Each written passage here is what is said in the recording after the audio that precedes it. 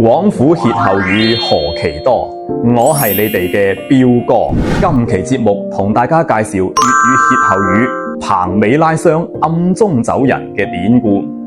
話說呢個歇後語呢，出自粵劇戲行嘅。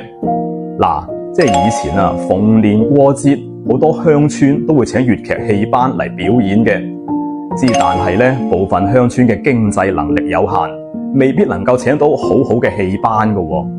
有啲二三流嘅戲班啊，佢哋嘅表演一旦唔掂呢，台下觀眾就會噓佢哋，當佢哋覺得唔能夠再演落去啦，就會急急腳咁樣趯去棚尾，然後嗱嗱聲收拾行裝走人。久而久之，大家就將呢種場面難以收拾，要急急腳走人嘅情形稱為棚尾拉箱。後來再延伸啊，當有人做一啲唔光彩嘅事，要偷偷地走人嘅話，就會稱為棚尾拉箱、暗中走人啦。你哋學到未呢？關注我，送你7天粵語生存指南。